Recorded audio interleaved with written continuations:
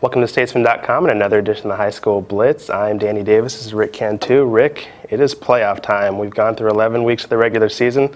It's all led up to this. I'm in postseason form. I hope you are too. Let's start at the Georgetown ISD Athletic Complex on Thursday. We got a bi-district game between Georgetown and Reagan. How do you see this one unfolding? I'm always in playoff form, Danny. I There don't you know go. if you knew that, but I like Reagan in that they've got to be one of the most improved football teams in the area. 2 years ago, they averaged 14 points a game. Last year, 24. This year, they're all the way up to 40 with Mulbacar driving the way for Reagan. With that said, I'm going to go with Georgetown. Too many weapons. Dakota Cahill, 19 touchdowns, 1,100 yards.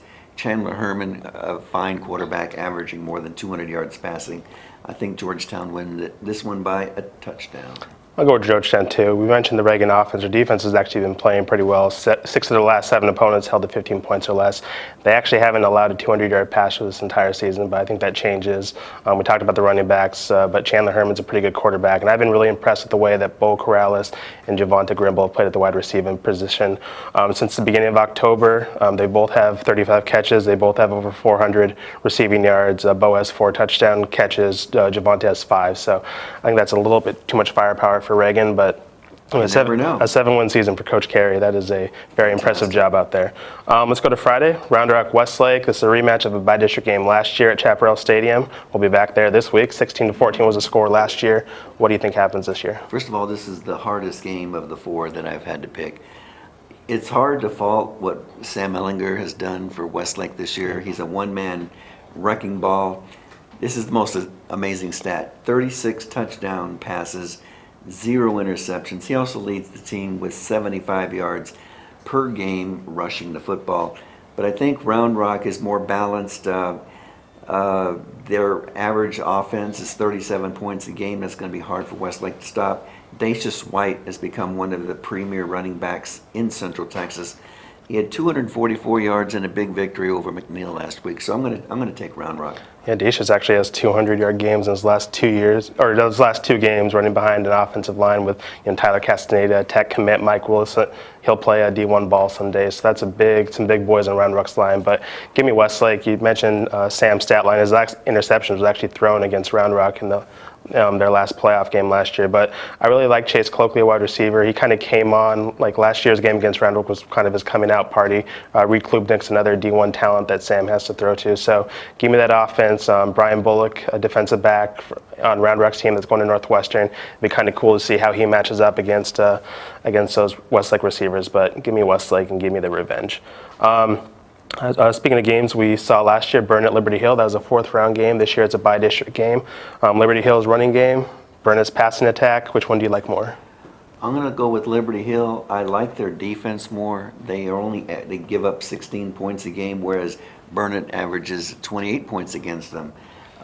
Liberty Hill, 6 running backs have rushed for more than 200 yards total for the season. That's a lot of wing T success for Coach Jerry Vance and company.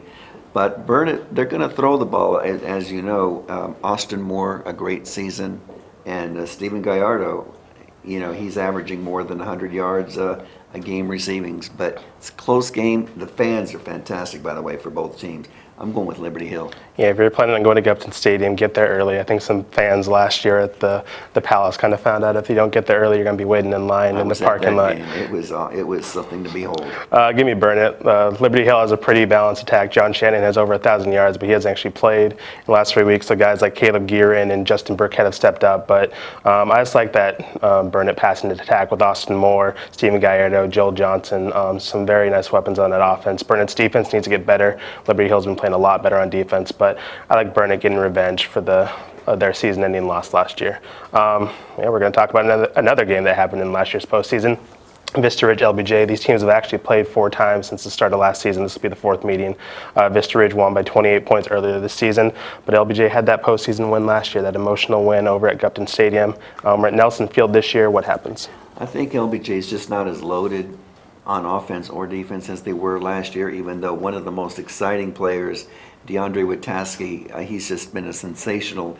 I call him a running back, even though he's usually a quarterback, because he just takes the ball and runs. I like Vista Ridge, though, with Matt Snow at quarterback, Isaiah Villares. And between the two of them, it's just double trouble. The only problem for Vista Ridge is they don't pass the ball very well. They only completed one pass last week, and that's not good. They're going to have to do something more than that if they expect to go far in the playoffs. I'll go with Vista Ridge too. I think Vista Ridge is better than they were last year. I think LBJ has taken a little bit of a step back from what they were last year. Offensively, I kind of like what LBJ has done the last couple of weeks. They diversified their attack by using Aaron Green a little bit more at the quarterback position. That's allowed DeAndre to kind of go wide receiver, running back, quarterback, wherever they want to use them. LBJ's defense has also been playing pretty well. 3 straight shutouts, but those have also been against Crockett, Lanier, and Travis, and that's the Vista Ridge is a little bit better than those teams. So I like Vista Ridge to win. I think it'll be a little bit of a repeat about what happened in September, but it should be a pretty entertaining game, and the fans will not go away disappointed. All right, those are the preview that we have for the by-district playoffs. So check back on statesman.com to see how good or how bad we did, and we'll see you in the area round.